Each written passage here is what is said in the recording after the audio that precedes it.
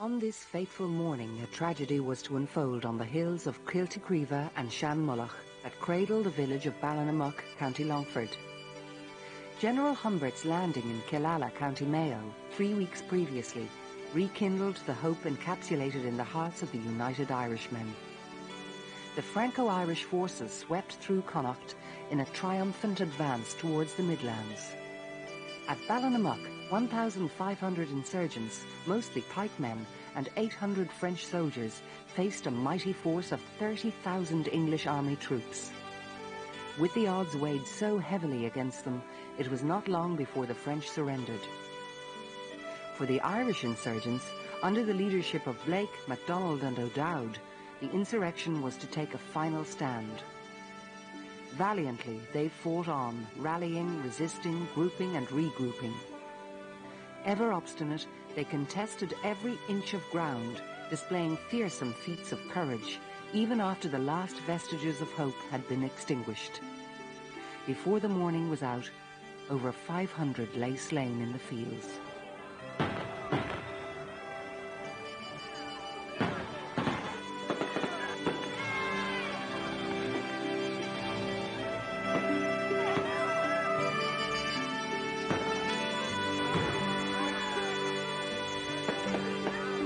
On the bicentenary of these events, the people of Ballinamuck unite once more to venerate courage and to celebrate in 100 different ways the messages of hope the ideals underpinning the rebellion of 1798 offer for the future.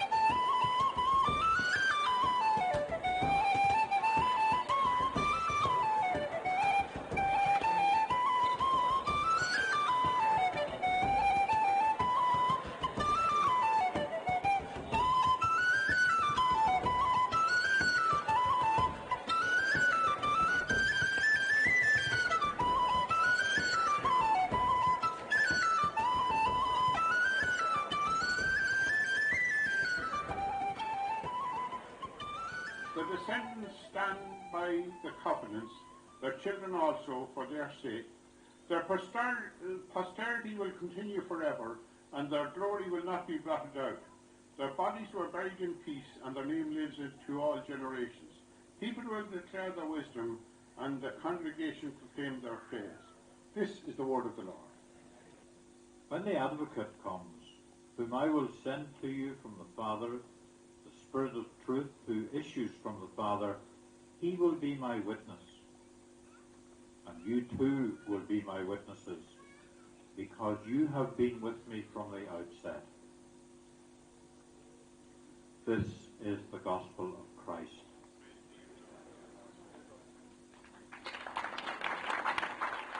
Once again, ladies and gentlemen, a very good evening here. If you'd like to make your way down in front of the reviewing stand, the official opening is going to take place shortly. Thank you.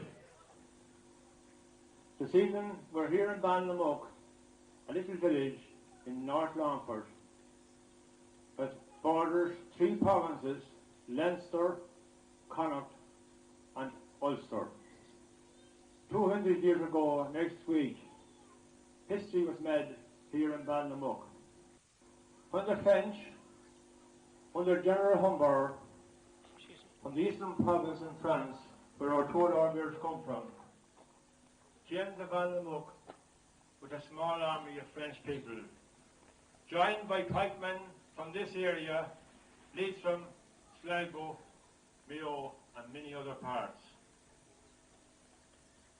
This evening, history is repeating itself again, 200 years down the road. This evening, we have these people from France here to commemorate and honour General Humbert. This evening we're here in celebration, jubilation, song and dance, paying respect to those people who fought here 200 years ago. How great to see such representation from the young, the old and the not so old here this evening. The senior citizens here tonight, a special welcome.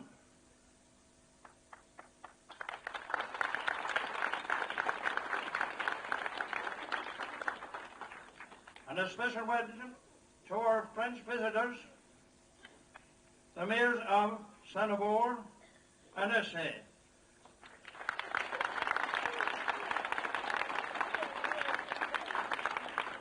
Also a great welcome to our returning Americans.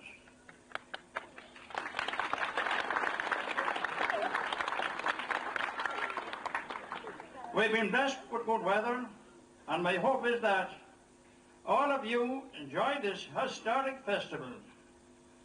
Banach J. Gorer. Thank you.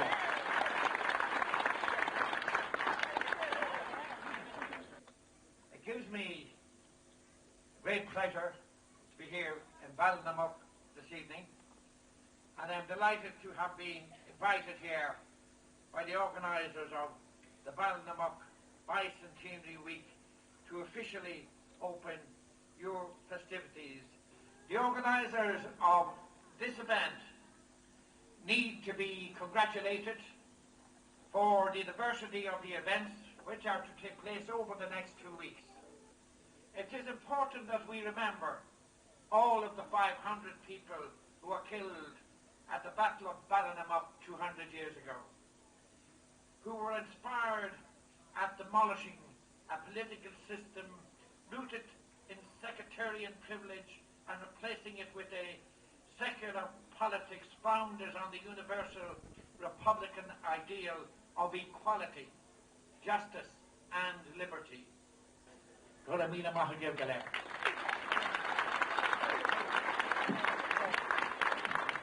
This is truly a great occasion, 200 years of history intertwined with a 10-day celebration.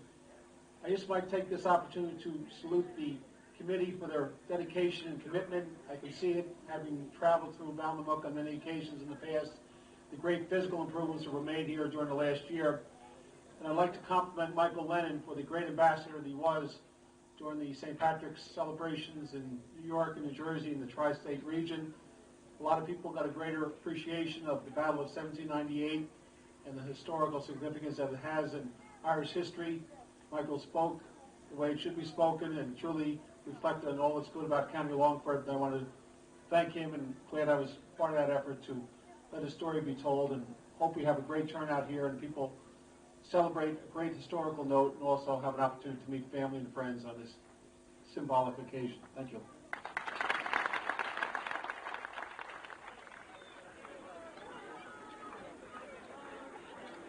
This is Cormac MacDonald, a great fight.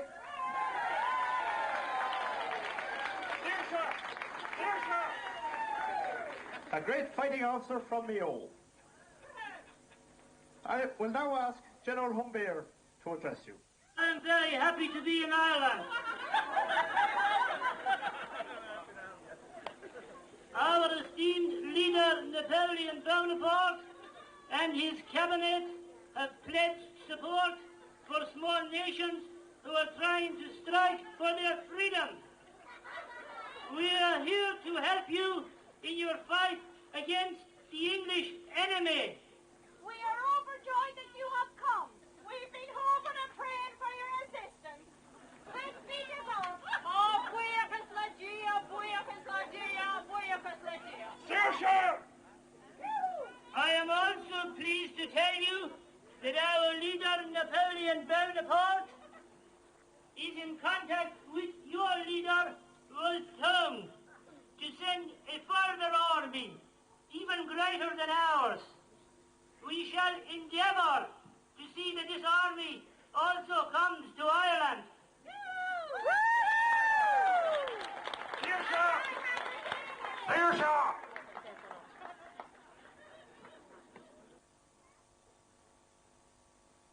Advena I invite you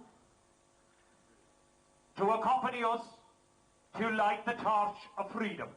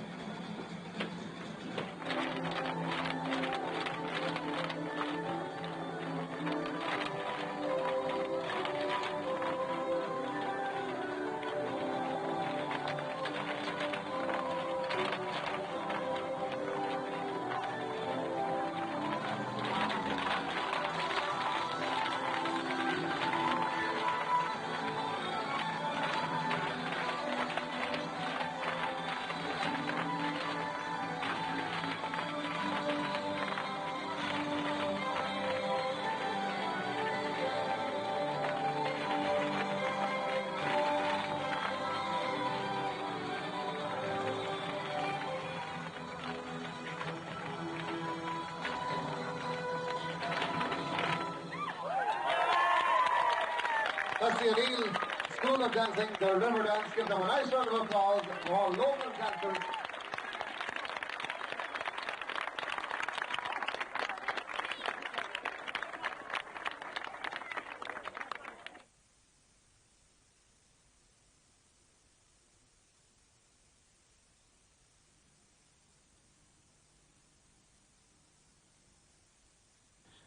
Ye sons of Erin's lovely isle, the land Saint Patrick bless, why do you leave it to the spoil of tyrants who oppress?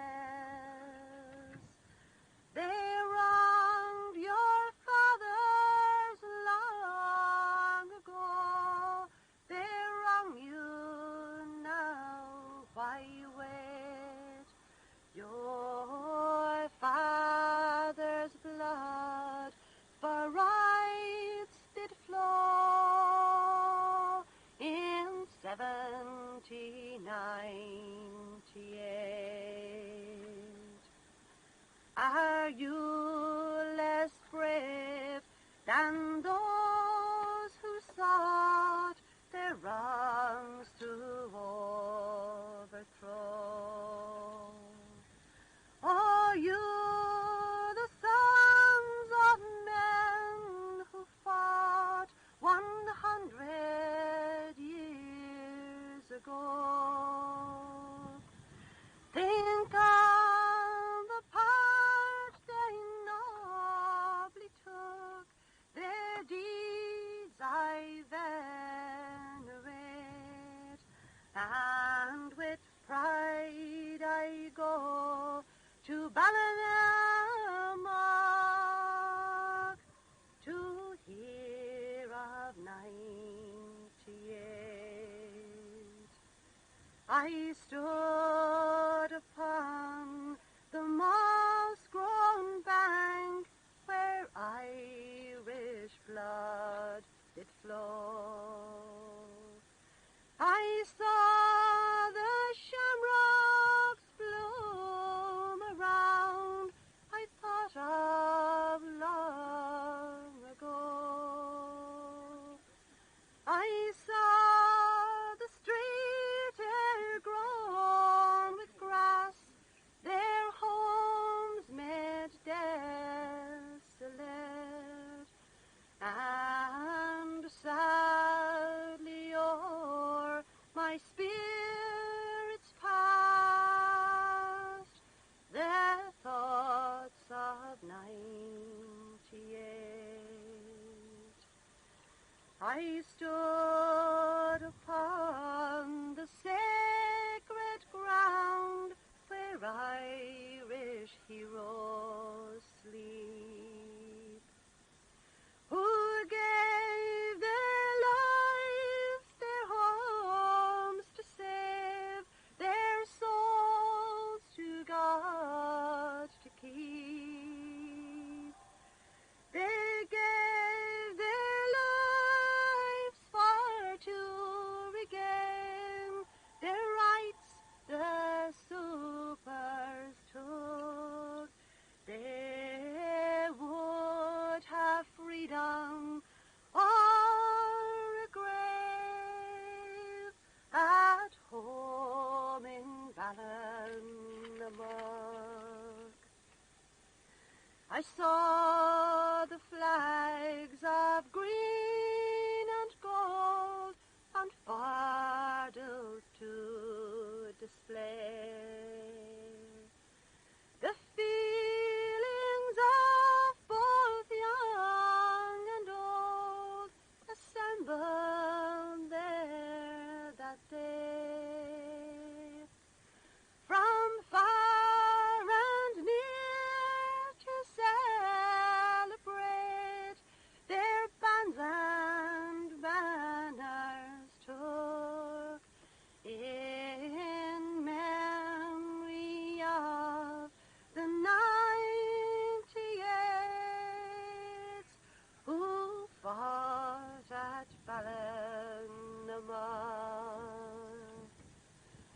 I saw the lovely stars and stripes wave proudly overhead, where the thousands did unite to venerate the dead. And with that flag where freedom smiles for fortune I will look, I will say goodbye to Erin's Isle and my friends round Ballinamuck. Here, here.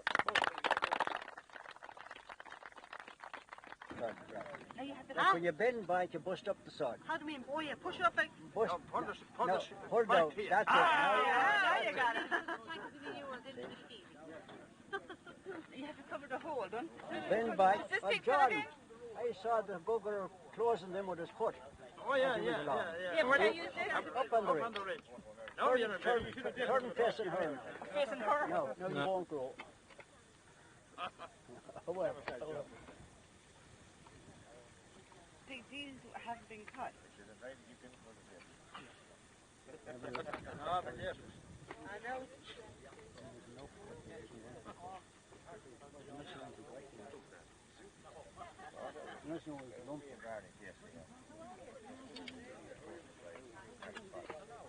I'm running out of credit.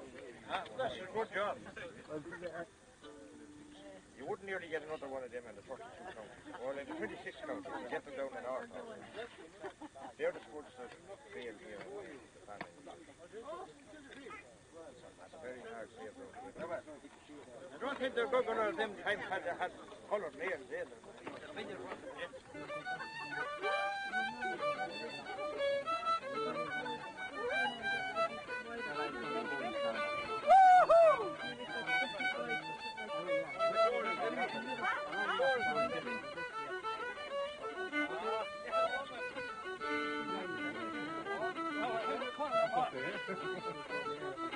you very much.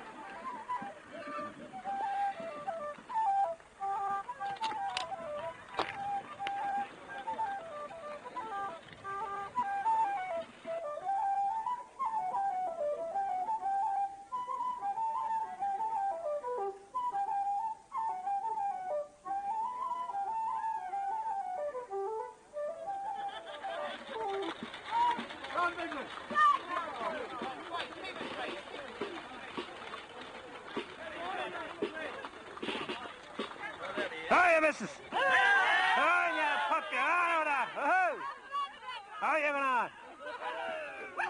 Come on, good night. Come on, let's run. Come on, let's run.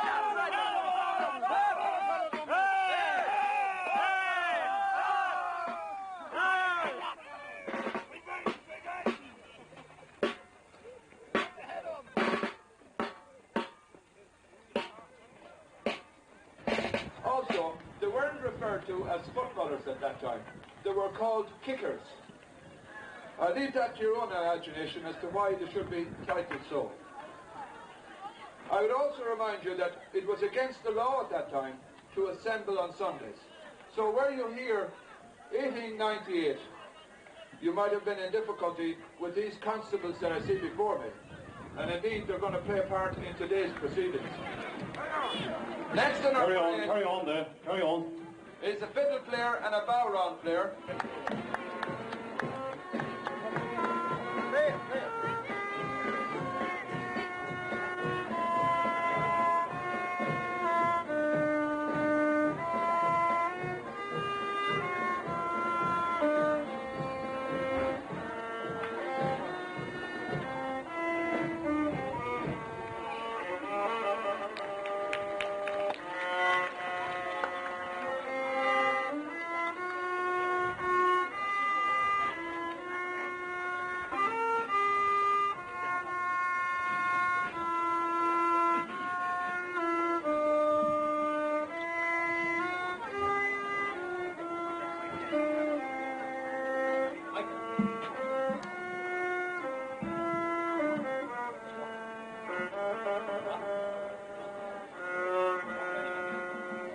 Next one. Show a good round of applause.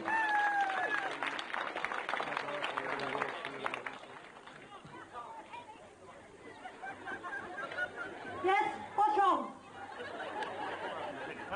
Lovely apples or lovely oranges, 4 for a penny, sir. Excuse me, I'm going to the match. It's illegal what you're doing there, ma'am. You know that? It's hard to take constable. Take that lady's name, though. Take that lady's a search those queens, though. What are you rooting at there? There's nothing there for you. What are you rooting for?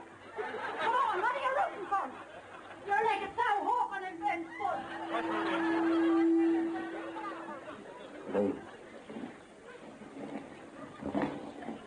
Where are you from? I'm from Ballinamuck. This is my only income. Will you excuse me now? I want match, please. Excuse me. Get back. Excuse me. Let's be two now, please. 4 lovely oranges for a penny. Excuse me, sir. Excuse me, ma'am, but there was some shillelagh found in your queens there. What are you going to say about that? Oh, I didn't know. I didn't put that there. I have nothing to do with that. Well, did you put the oranges there? Yes, I did. I'm going to sell them at the match. And isn't it ironic that when you put the oranges there, that you did not see the shillelagh? No, I'm afraid I didn't see the shilling. Will you let me go, please? Have you that lady's name taken, constable? Yes. Okay, let you do. Okay, Peter will When you had to write it down. Your memory must be very bad. Excuse me now, please.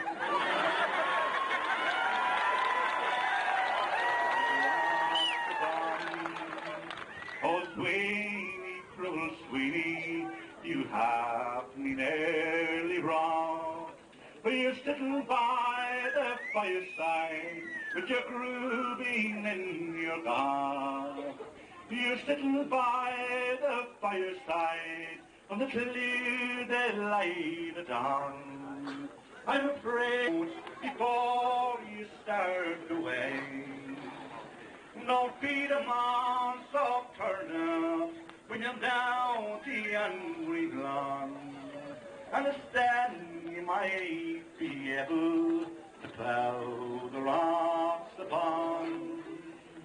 Oh, my socks, they are well worn, and my moorboard's getting thin, and me heart is always trembling for fear they might give in. Me heart is always trembling when the clear they light it on. I'm afraid I won't be able to plough the rocks upon.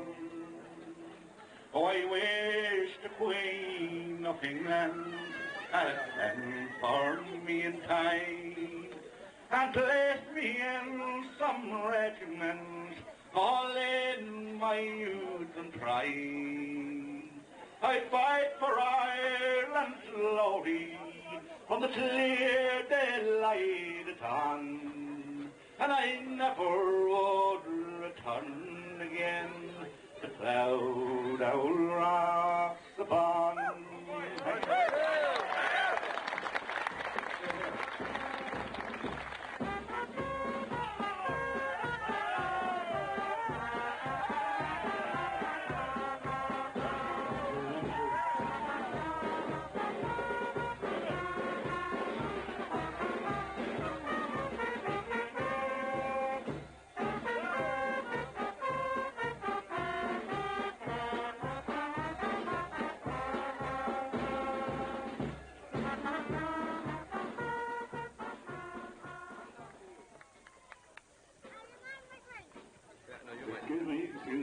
Excuse me there, please.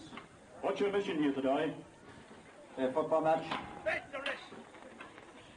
You know that football is illegal. Constable, just hold them there, please. Move that guy on at the banner there.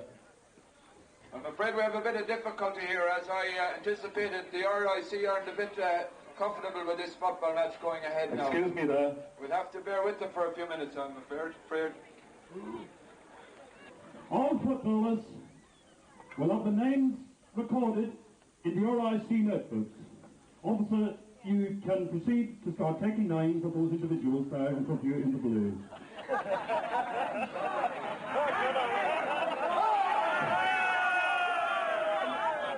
Also, no sticks or shillelaghs are to be carried onto the playing field. Those should be deposited in the special ball that is at the gap of the entrance to the field. And ladies and gentlemen, as you are aware, we did find some shillelaghs previously there in the office caught in the car. And your name? Now, any person or persons found with this type of offensive weapon on the playing field will be arrested and charged under the Public Order Act 1861. Signed, Head Constable Henry Morrison, Boardman RIC Station, dated this 30th day of August, 1898. Hey, Constable, there's no need for this hold-up. You're just trying to annoy us. Taking down names. Isn't it a great job you're able to wreck? Oh, Bridget, we're back on things like that.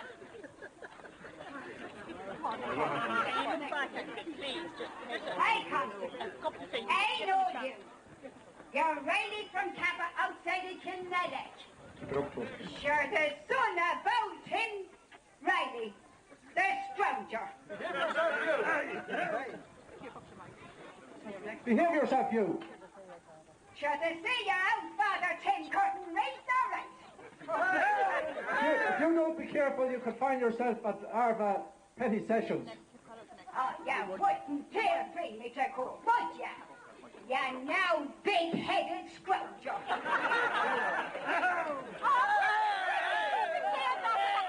Don't be saying that. And could I ask you, Mr. Harrison, on this Saturday, where are you proceeding? What are you noted for coming into this village here at this time of the evening? Could you explain? We're going to a football match. What have you got there? Constable, just have a look there behind, see if there's anything behind those seats that covers there, please.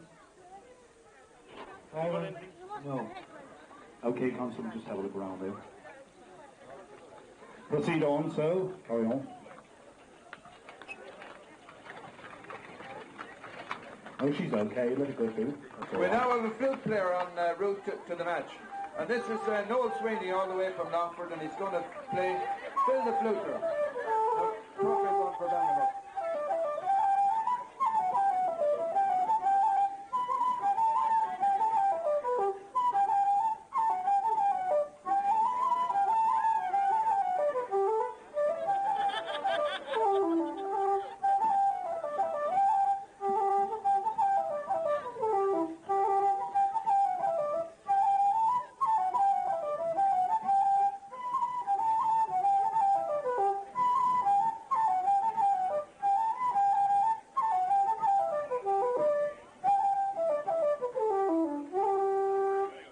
Thank you very much, Paul. A lone beggar man, typical of the period.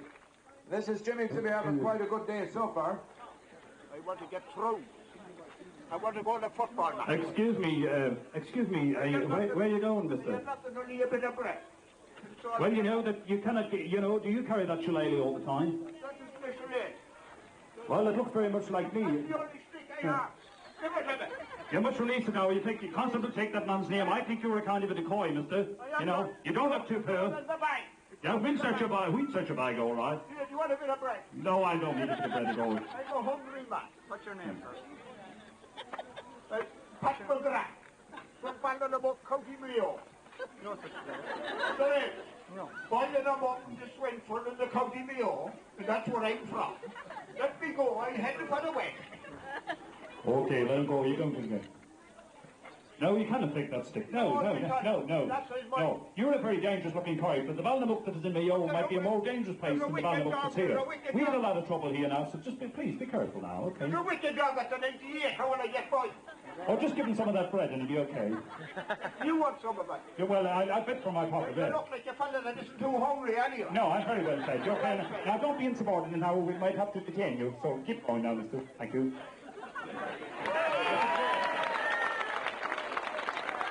Can we clear the road there again, please? Please give them place to go through, please. Paul McCormack and Gillian Riley.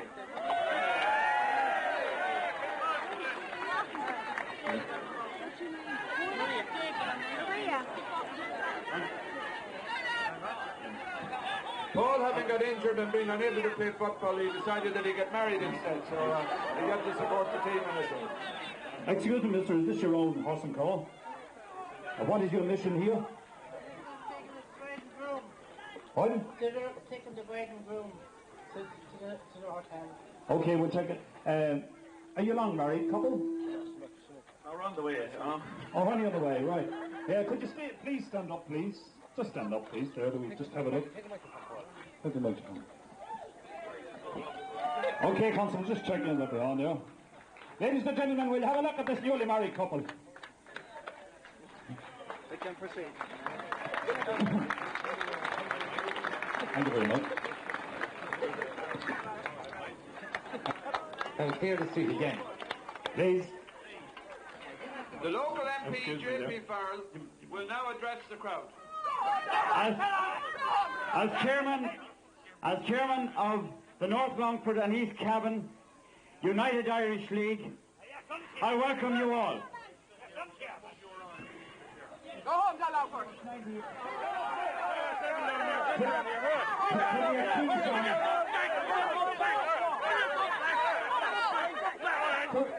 He has to be a King's Town here in Dublin to catch the boat for Liverpool, where he gets a train to the Houses of Parliament in London. Okay, please don't harass the MP. And as I was saying, we're all here to reaffirm our confidence in the United Irish League, and more importantly, in the Irish Parliamentary Party. Left for the people. And by the way, I notice some of you haven't paid your half-crown membership fee yet.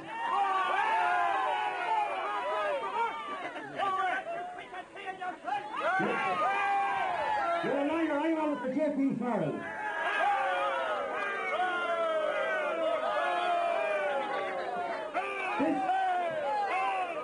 This is the man responsible for the introduction of the Gladstone Act of 81 to Parliament. That suits you. I never seen you do better. Always in a hurry. That suits you.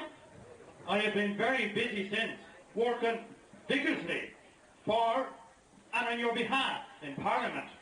What are you doing about the tenants who are evicted from Douglas Estate? Come on, speak up!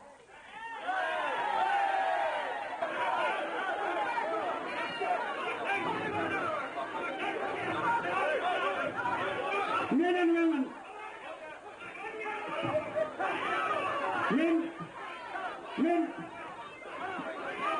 men and women, will you stop making a disgrace of yourself and let the MP speak without harassment, please?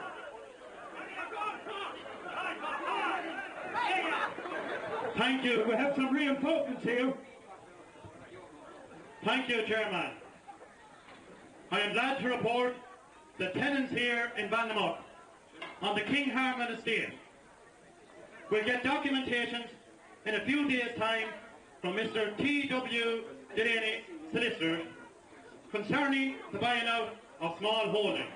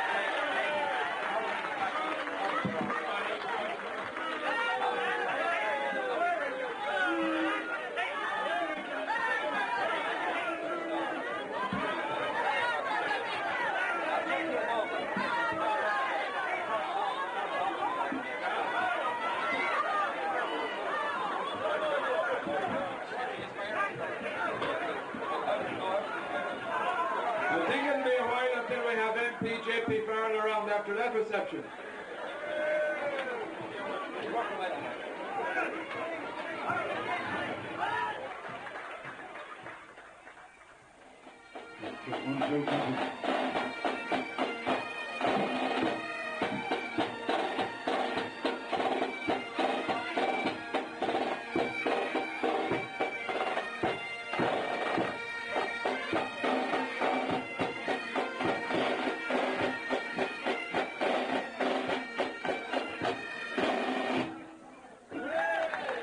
The team are led by their captain, James Breslin, one of the best kickers around. I see their manager in the background there, Pat Corrigan. He seems to be quite relaxed, smoking the pipe at this stage. Obviously has all the problems ironed out. Looking forward to the game, no doubt.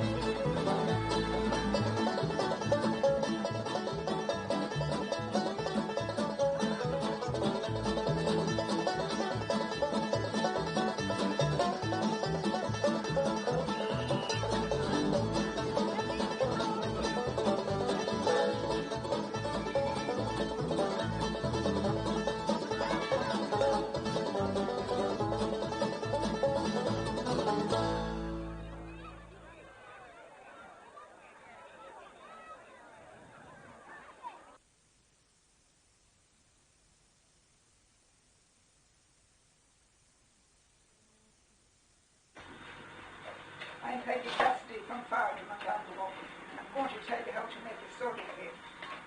I'm making this sort of bread now for the last 40 years, I suppose. So you start off and you have 5 cups of flour, 1 teaspoonful of bread soda, 1 level teaspoonful of salt, and a little Beck's tartar, about a half a teaspoonful. You mix it all together.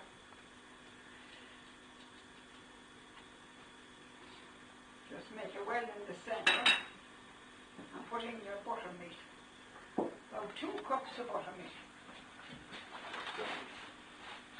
You can put a little sugar, if you like it, about a teaspoonful of sugar. Squish it out.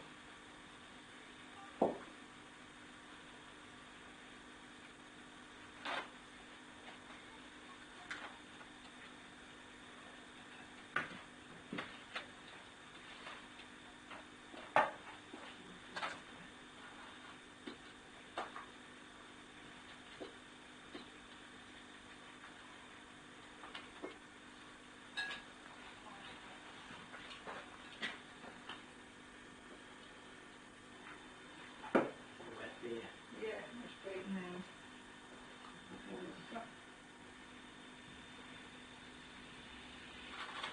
A teaspoonful of sugar.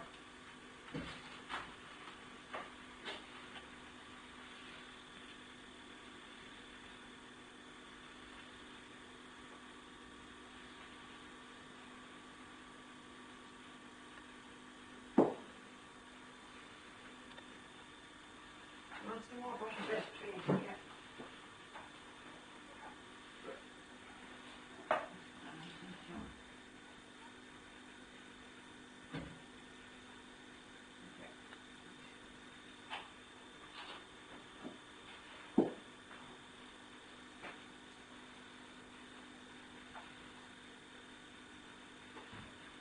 Now I have to get my oven hot.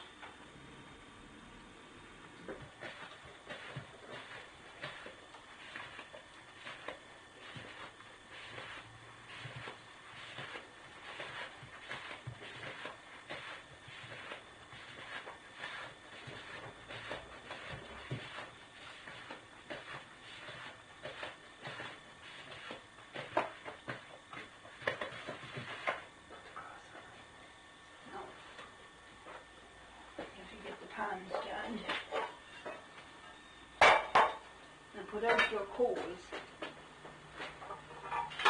little good red coals.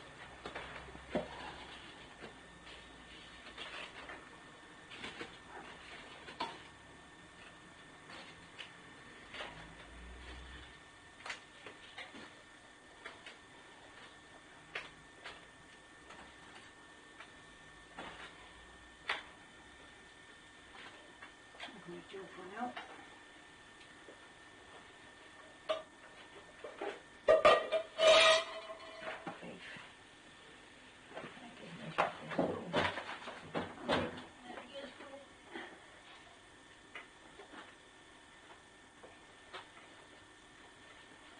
Just put a cross on the top and then put it on. Wait, that's it.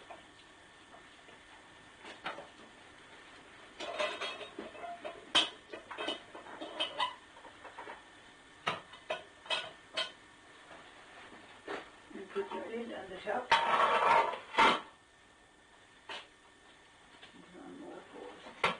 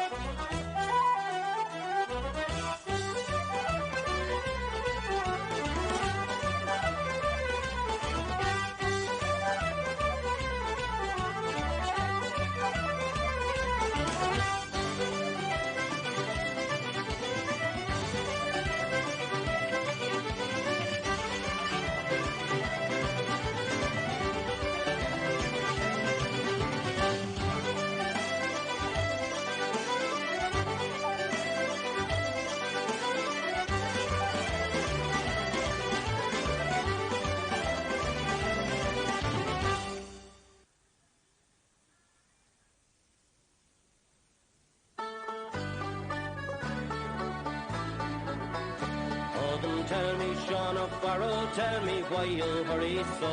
Hush, my bulbul, hush and listen, and his cheeks were all aglow. I bear orders from the captain, get you ready quick and soon. For the pikes must be together by the rising of the moon. By the rising of the moon, by the rising of the moon. For the pikes must be together by the rising of the moon. Oh, then tell me, Sean O'Farrell, where the gathering is to be. In the old spot by the river, right well known to you and me. One word more for signal token, whistle up the marching tune. With your pike upon your shoulder, by the rising of the moon. By the rising of the moon, by the rising of the moon. With your pike upon your shoulder, by the rising of the moon.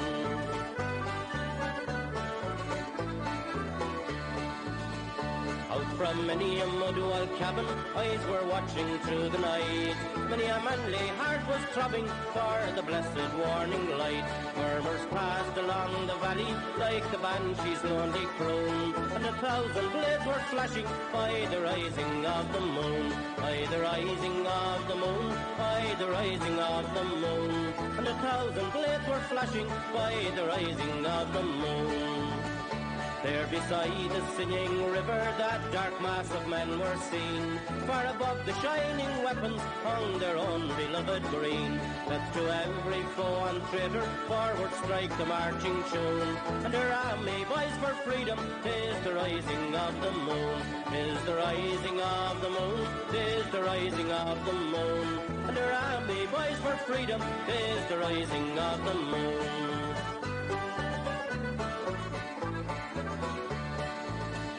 Well, they fought for poor old Ireland, and full bitter was their fate. What glorious pride and sorrow fills the name of 98. Yet thank God while hearts are beating in manhood's burning noon, we will follow in their footsteps at the rising of the moon. At the rising of the moon, at the rising of the moon, we will follow in their footsteps at the rising of the moon.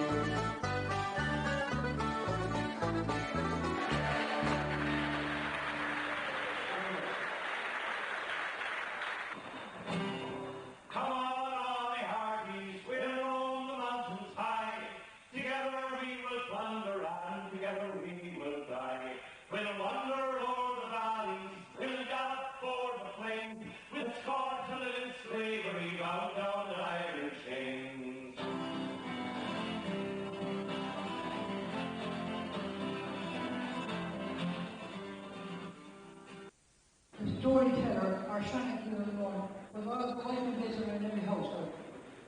So when this bicentennial meeting was set up, we decided, in view of the success of River Dance has been put on a world scale. We thought that maybe at local level we could do something about reviving the art of storytelling.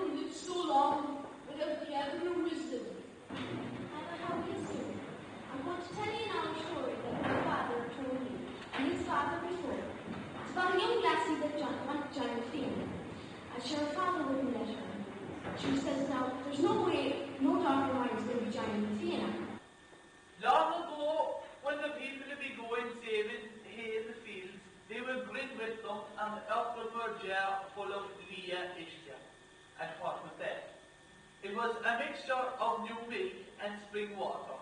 For the new milk, by itself, wasn't the man for the thirst, and the spring water didn't have the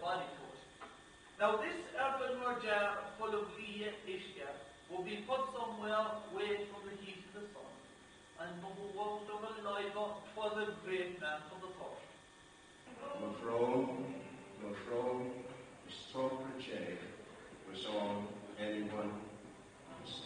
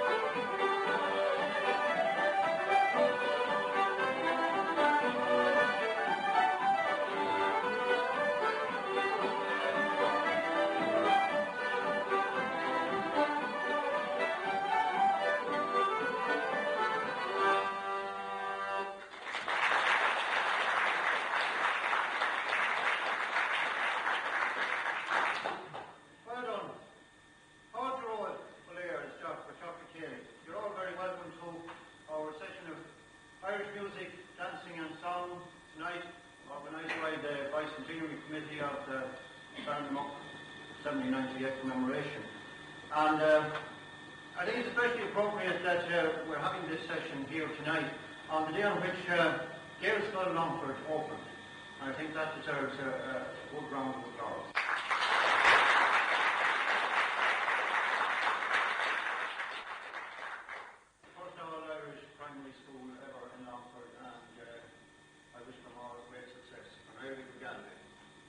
Now, I think our musicians might have another, having started us off on a good lively note, give us another last wailing.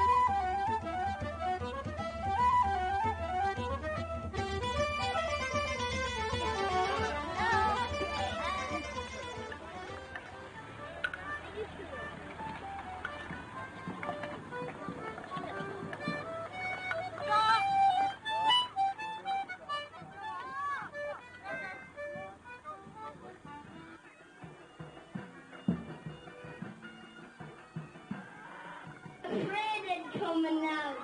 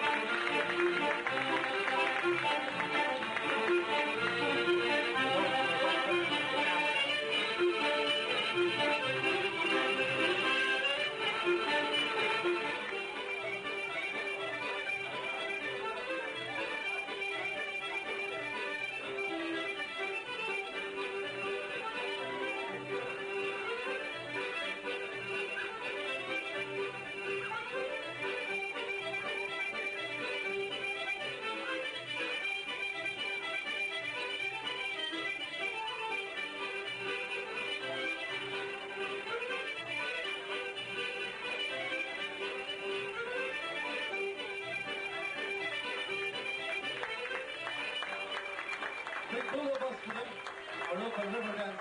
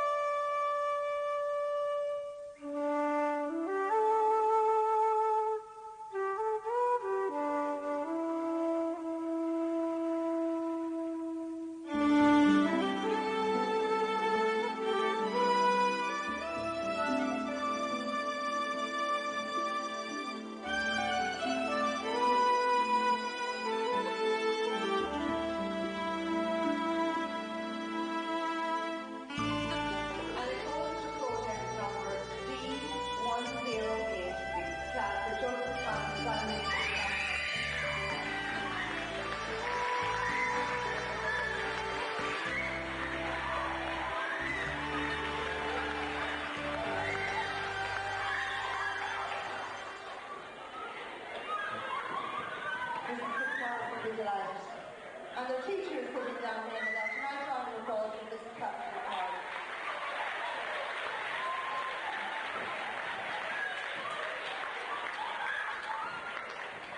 We need some of you girls up here to pick up this envelope and decide what you want to do with it.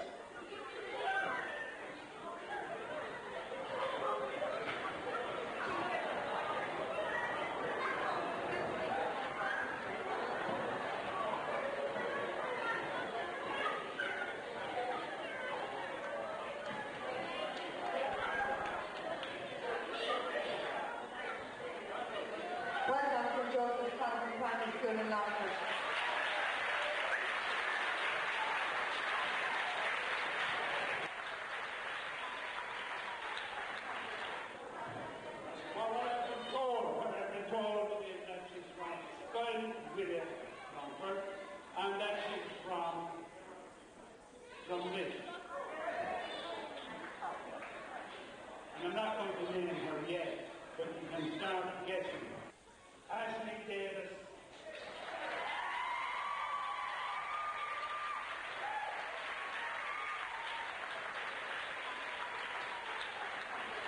Ashley Davis, your name has been up here already to receive her prize in her own category. But she has been adjudicated the overall winner.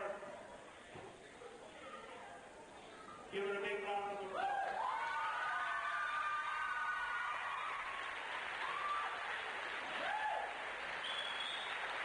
For those of you who have visited the exhibition, Ashley's project was presented on a piece of driftwood with the hands sticking up and the quotation.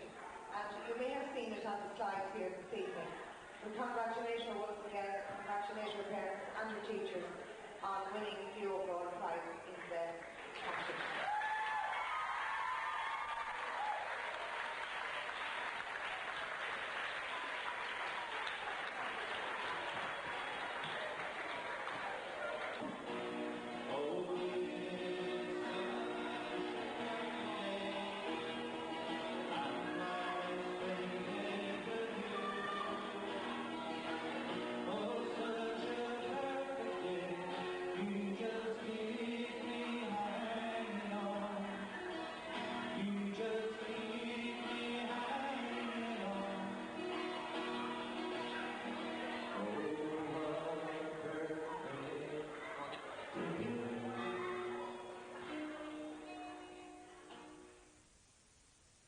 So here today we have another man here making history. As I was saying to someone earlier on, he's fit to draw a bigger crowd than Liam Clancy. He's still making history here in Ballinamuck, and he has kindly consented to do an interview here for us. His name is J.P. McManus. He lives down the road just below Ballinamuck. So J.P., you're the oldest and longest blacksmith here in Ireland. Well, I'm not too sure about that, but some time ago I issued a challenge by an ad on the Independence, claiming to be one of the oldest and longest working parish in Ireland. I started my career in 1933, which is 65 years ago. I've been absent 1 or 2 years over that course of time, but I've had no challengers, and only proviso I put in that my contestant would be a man similar to myself in age, which is 82 years, next birthday. And in case I wrote it independent and I asked them had they any replies, and they said no. And McManus has said that's a record, and you can claim to be one of the longest and oldest walking parties in Ireland. So I claim to be one of the longest and oldest, and in such time as I'm defeated. And like that, next hour I am in the forest, I have no intention of lying down yet.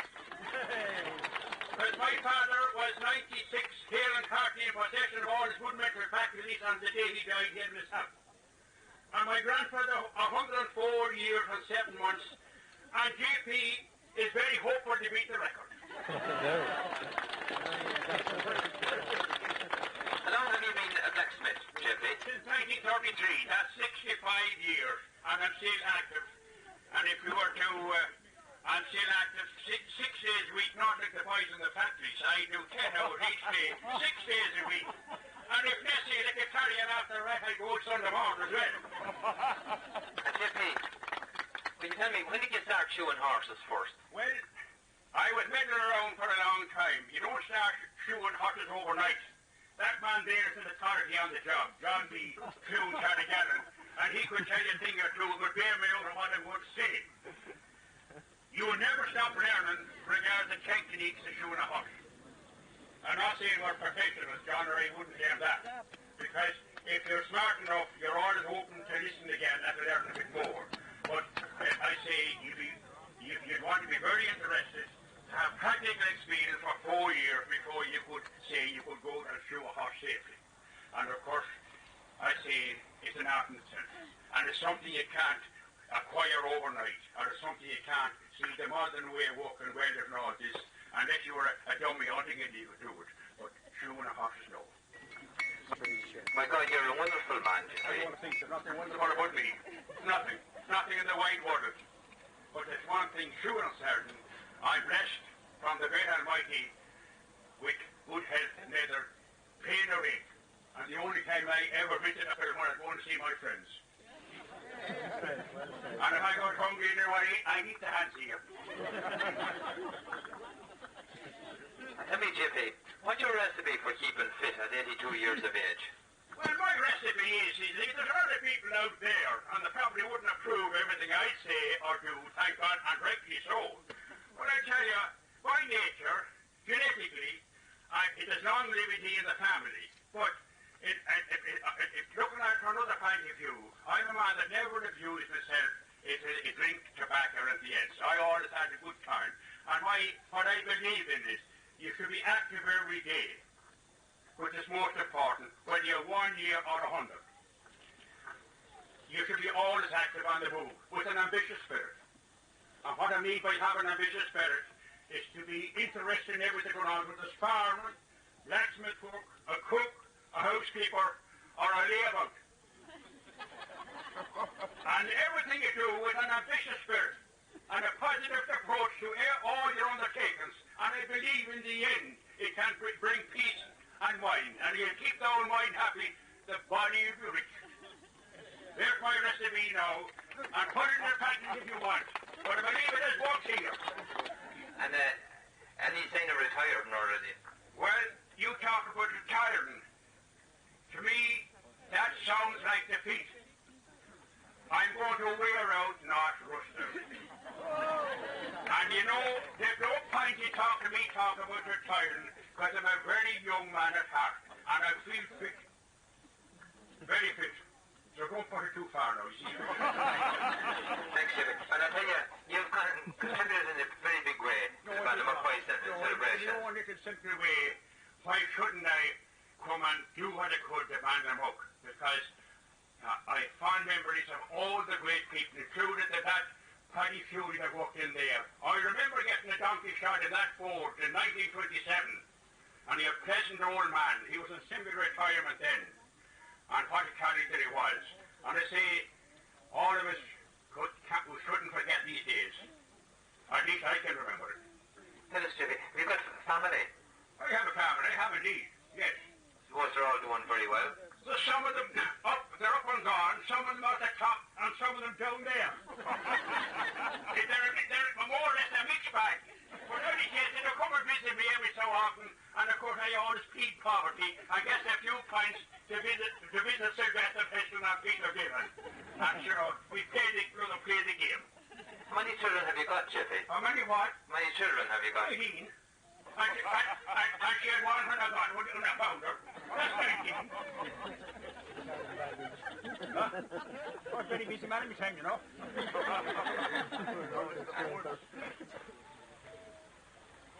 Under the spreading chestnut tree, the village smithy stood. The smith, the mighty man was he, with large and sinewy hands, and the muscles of his brawny arms were strong as iron bars. His hair is crisp, is black and long. His face is like the tan.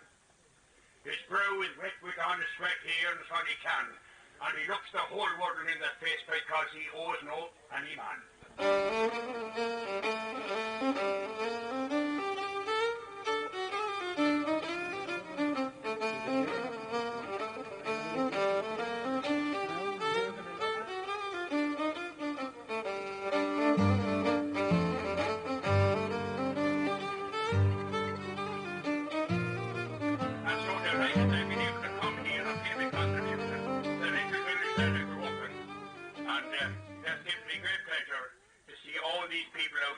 And every one of them I say, trade me a fortune.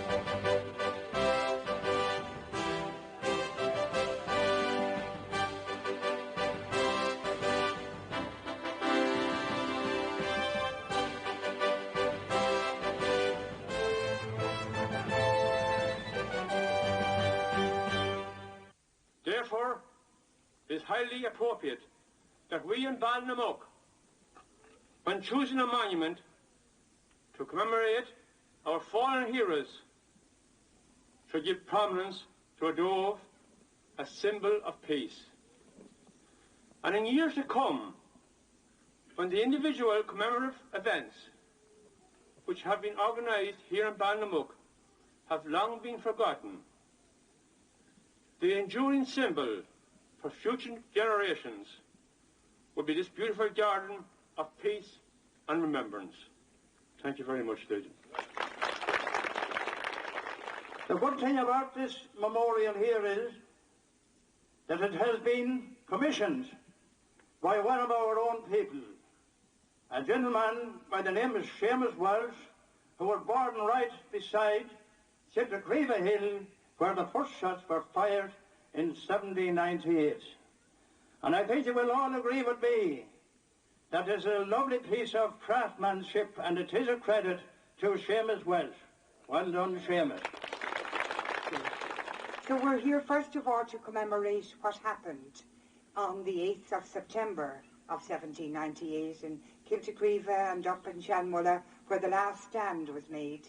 We're here to commemorate bravery because it was brave, and we're enlivened and enthused today, I think, by that same spirit. And it will require equal courage by all of us, not just those who rule us, but those who live in this lovely country, north and south. And I think the men and women and children of Ballinamuck today can be proud of their past and hopeful and proud and optimistic about their future. Garmila Mahagivkalier.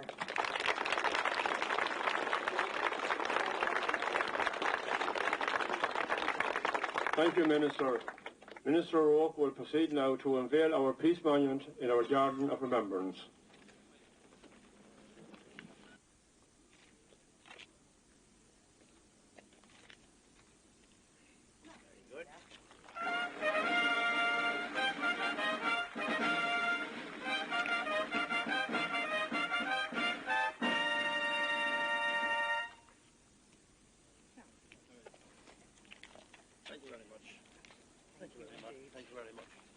You can make the clearly. Yeah, the job. Oh, it's a beautiful. It's a And beautiful. this part here, you see, 1798. Yeah. The blank part is the time in between. In between, and now we're in 1998. Peace. And this is the read. This is Oh, the here three we are, languages. Roy Rourke. Yeah, the three languages. Our Funes Republic and up to oh, lovely. Well, thank you very much. You're very welcome. Thank you very much. Well, I'm most honoured. I really am. Most honoured. Yeah, you're very welcome. We're honoured to have you here.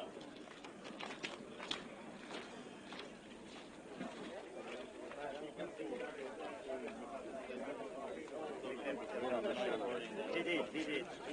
Oh, yeah. That's right.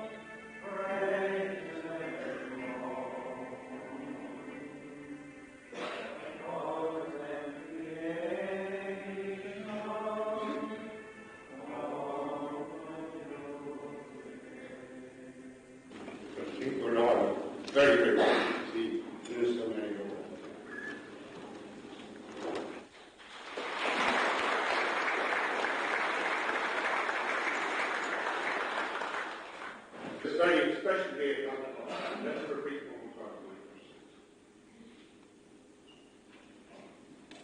it. Glory to God and to you, my brothers and sisters.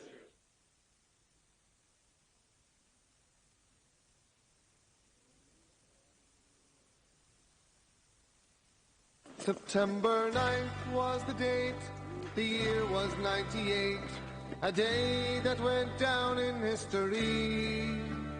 In a place called Ballinamuck, the rebels caused a ruck when they fought for their chance to be free.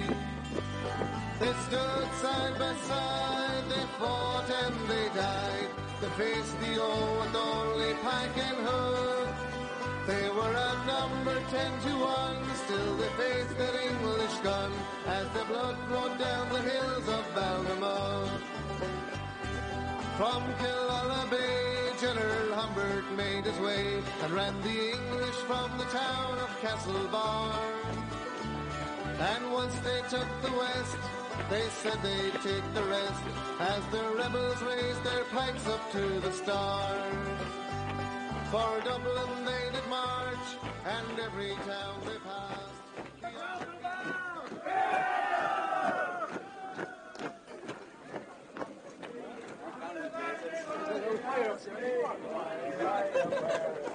All for my children that I never more to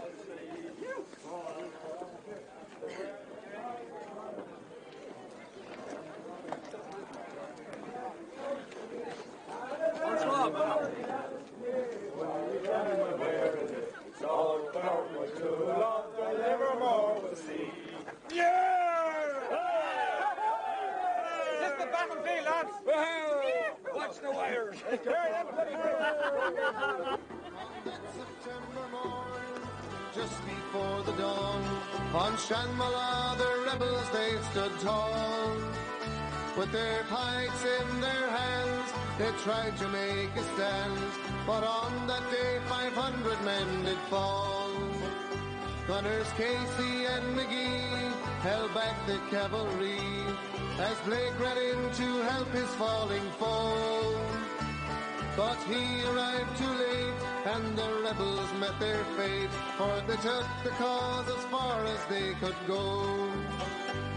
They stood side by side, they fought and they died, to face the old with only pike and hook. They were outnumbered 10 to 1, still they faced that English gun, as their blood flowed down the hills of Ballinamuck. Well, the battle it was lost, and the people paid the cost, as father, son and brother faced their own. It is now 8:20 a.m. on the morning of September the 8th, 1798. Military activity is going on in different locations throughout the Ballinamuck area. They have completed a journey of 110 miles from North Mayo.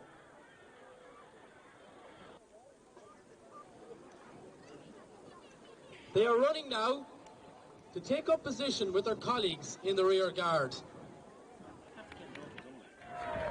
The officer in charge of the pikemen on Kiltacreva is Captain James O'Dowd.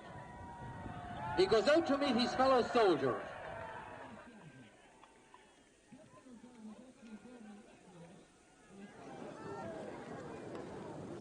Now notice the scout arriving at the Franco-Irish camp. He appears very agitated.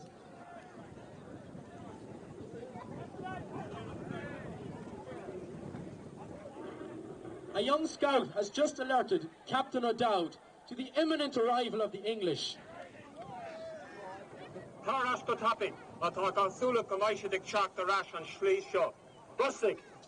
O'Dowd has sent the scout back to gain further information. O'Dowd now alerts the French and Irish forces to prepare for battle. General, the scout has informed me of the imminent arrival of an English army composed of many thousands of infantry. The French and Irish are now on full alert. The Irish will do a pike drill, while the French will do a musket drill.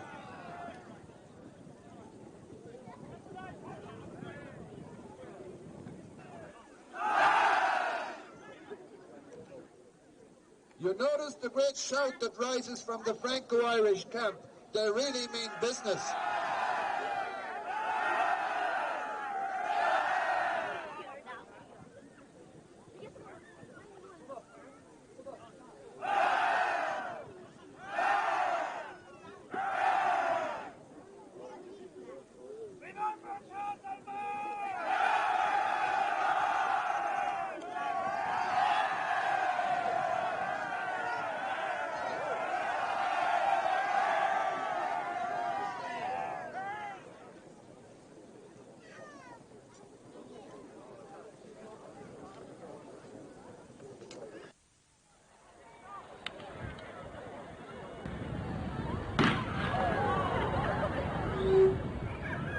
The scout has just been shot and his colleagues have gone out to retrieve the body.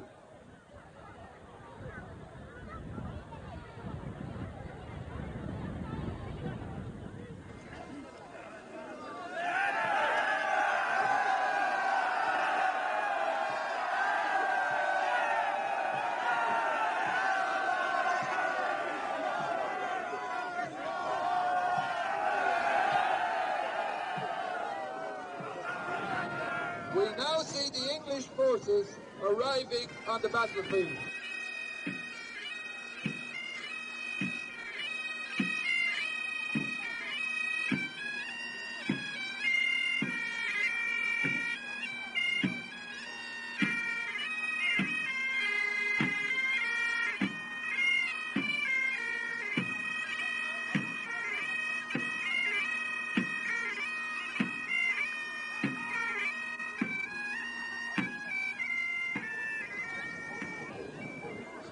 Colonel Crawford, the leader of the English vanguard, approaches General Sarrazin, the leader of the French forces on Kiltacreva Hill.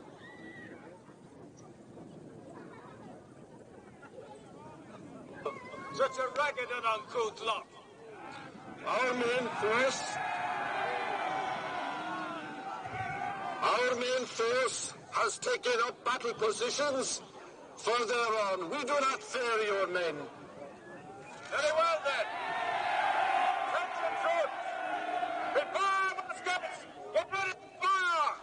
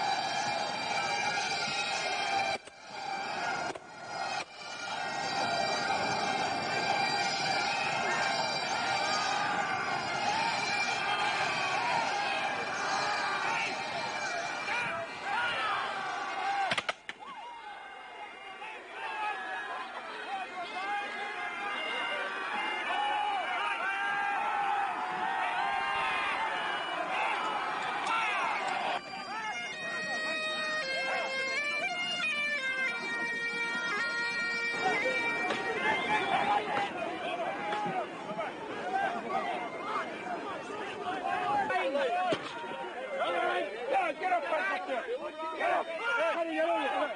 From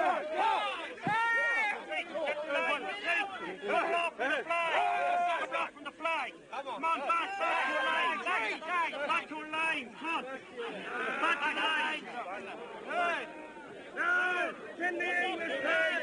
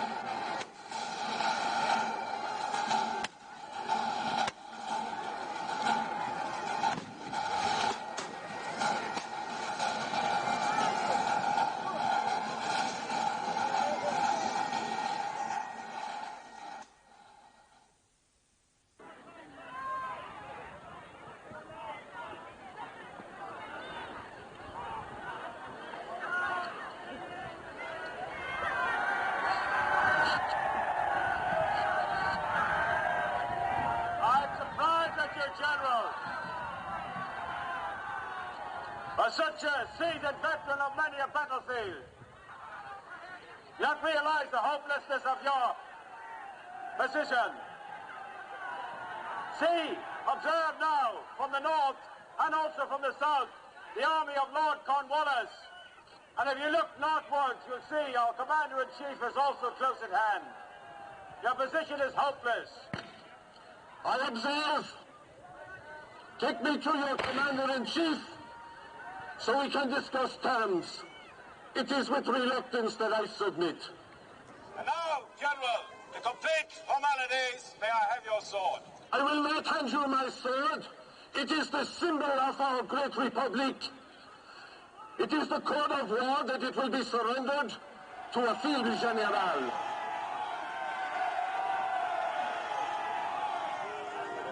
You saw how we annihilated that small group of traitors, your allies. Soldiers, lay down your arms.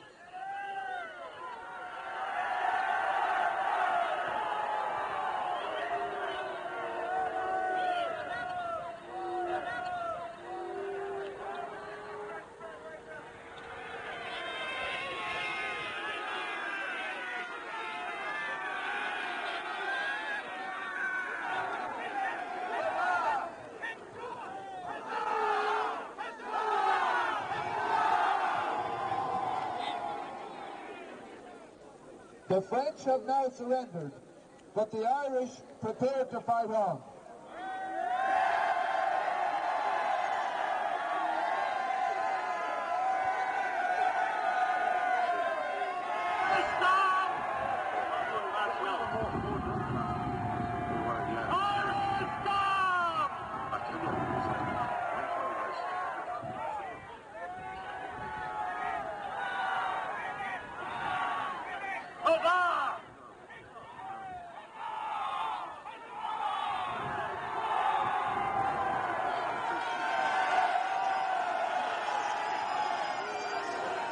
The Irish forces are now advancing on their own to take on the English.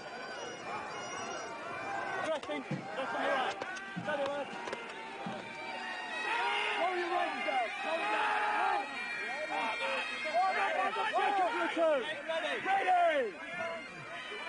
Aim! Fire!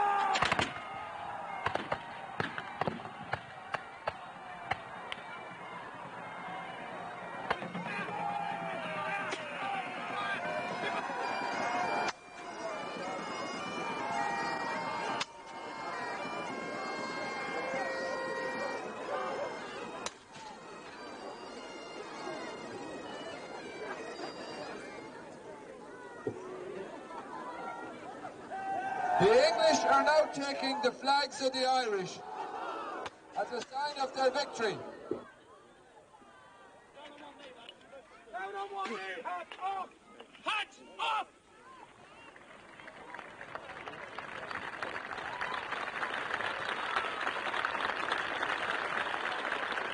Guineas and shillings for you all.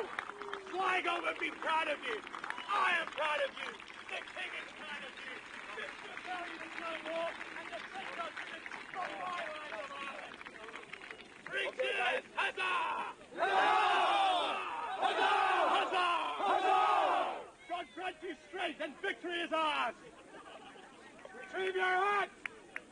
Form up! Second platoon, 2 ranks. Order your file-ups. This concludes this phase of the reenactment, where Saracens surrendered and the Irish forces here were defeated. To conclude, we will have a parade past of all those participants before we go to the next phase.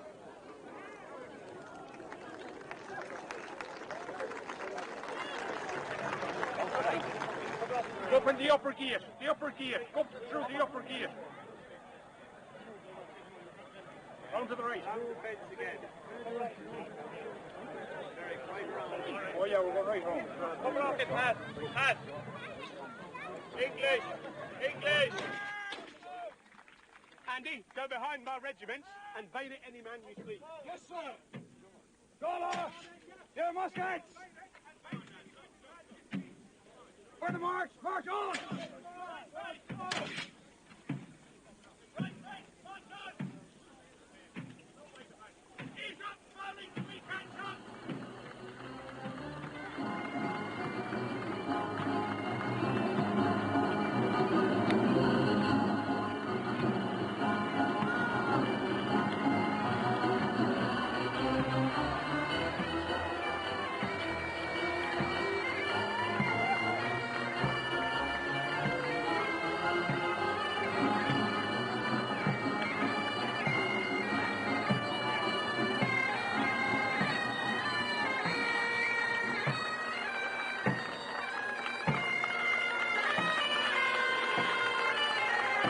I see some people are leaving Kiltacreva Hill. I would advise you that we have still 2 aspects of the battle to deal with from this location. And you might be well advised to stay here for a further while, as you will have vantage viewing from here.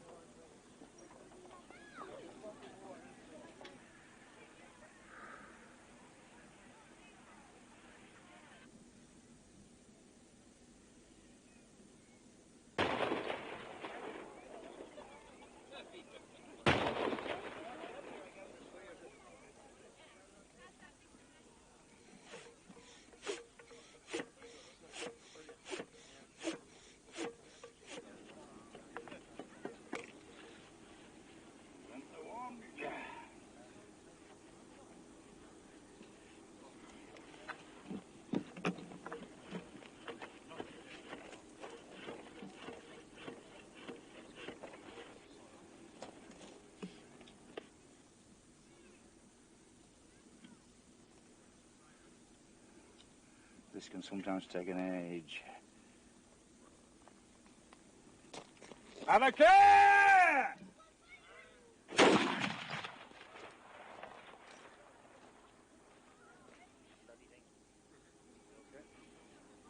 Have a care!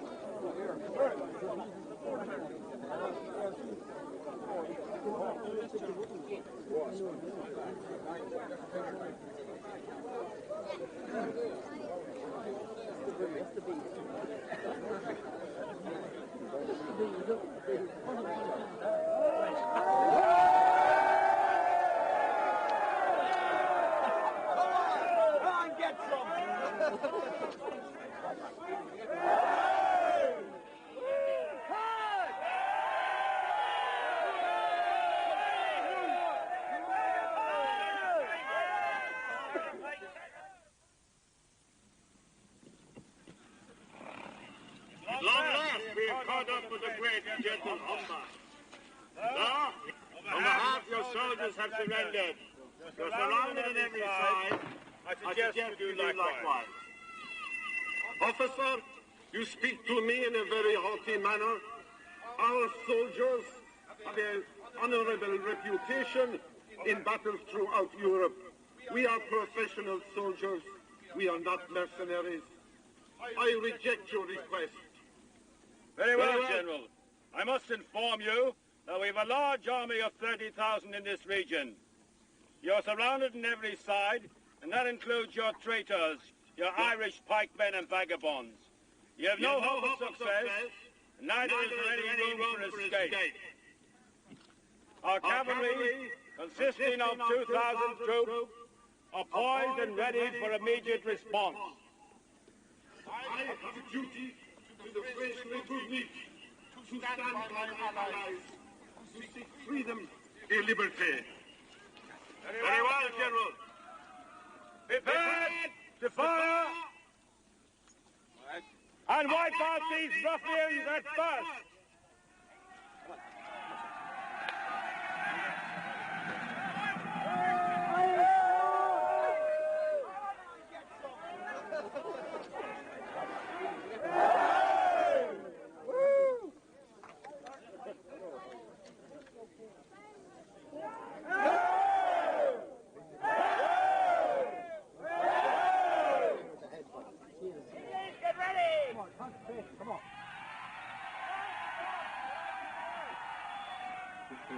Take them with you.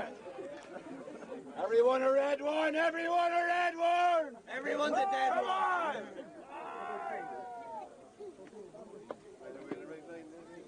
The only good red's a dead red. Take your own rag home with you!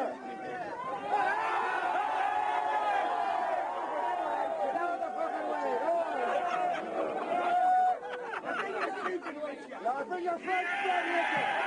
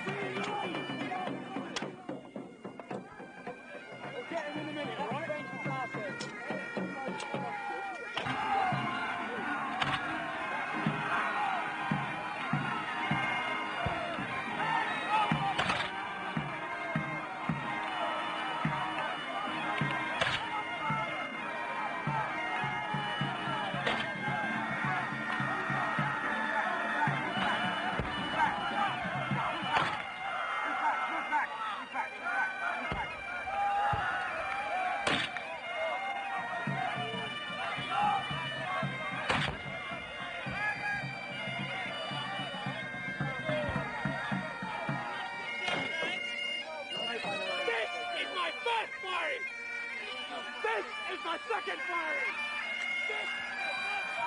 Right, listen, line and show that's the last time!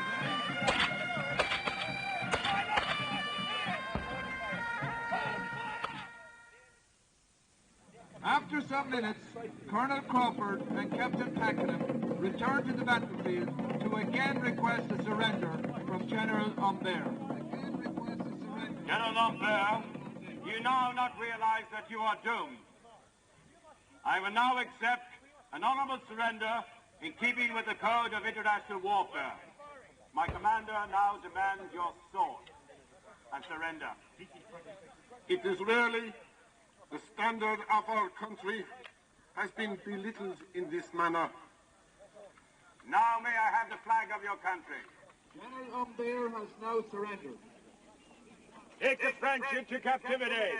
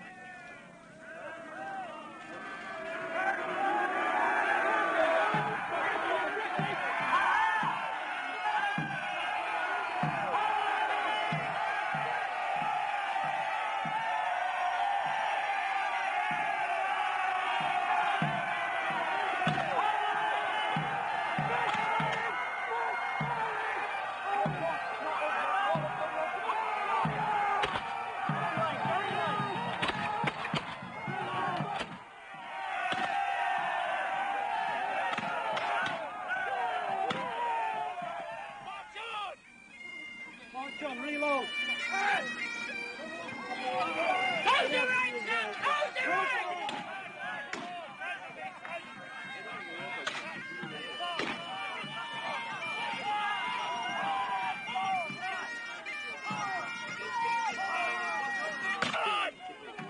Come on!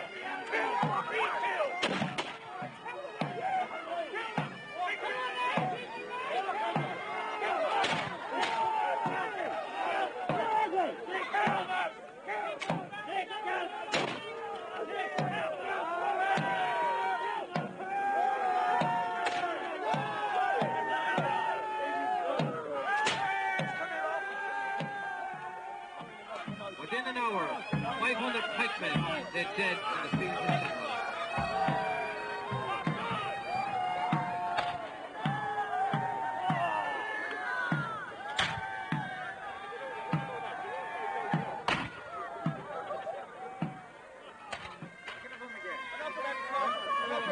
Still not dead! He's still not dead! Damn you! Remember Timahoe!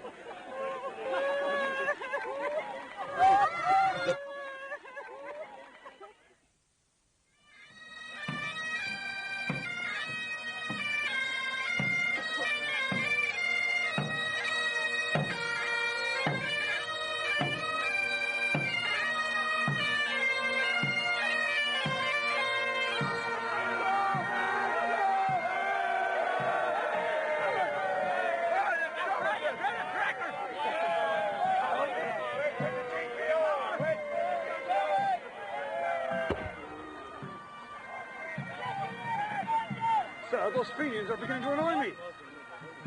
It's the bloody fucking army annoys me.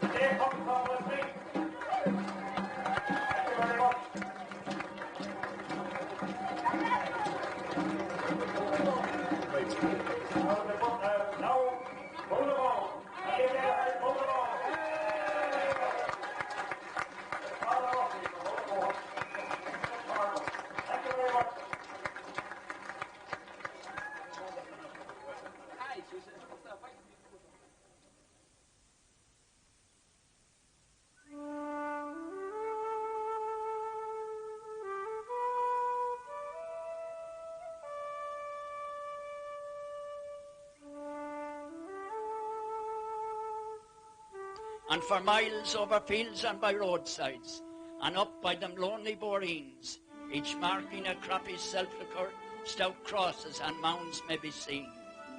May God bless the brave boys who perished on the side of that old rocky hill.